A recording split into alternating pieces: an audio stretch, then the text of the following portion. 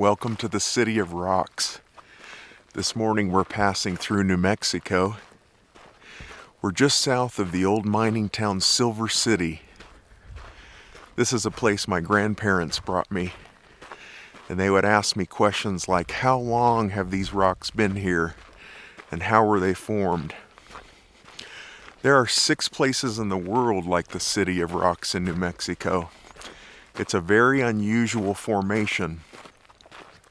Folklore is that giants used to live here, and that these were their chairs and tables, and the indentations on the top of them were where they were sat for long periods of time.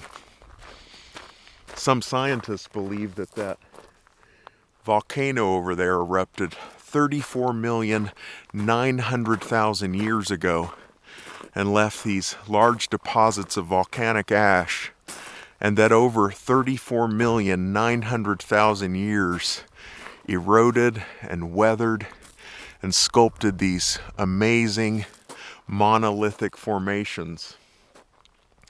Some of them are 40 feet high, and in between there's cities and alleyways, and it makes you think that it really was a city of rocks.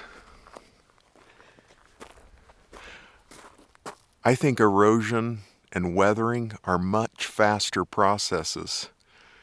I don't believe these rocks could be here for more than many thousands of years, much less a million. Most geologists believe that any exposed rock weathers at a rate of 50 feet per million years. So if anything, this is not older than a million years. Also, we've seen how brittle granite is, how it breaks down into quartz and feldspar. I don't think that these rock formations could last this long. But think about it. If you have time, come visit.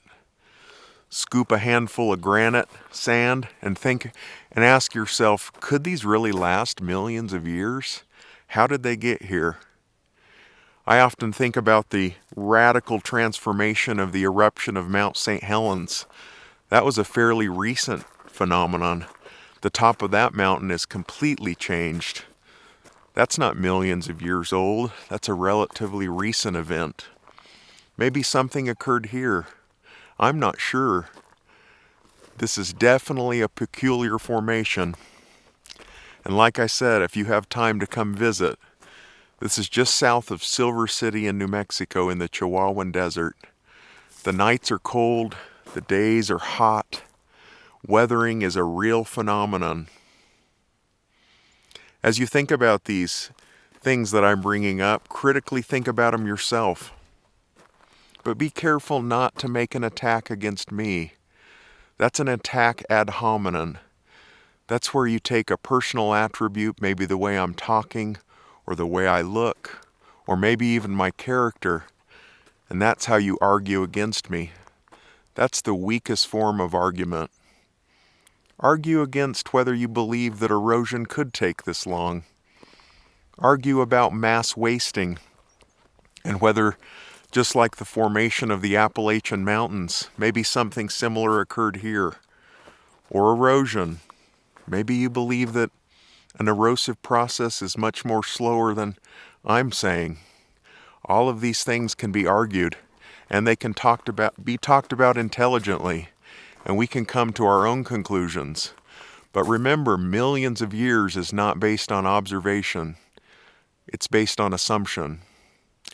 And I think it's wrong. Have a great day.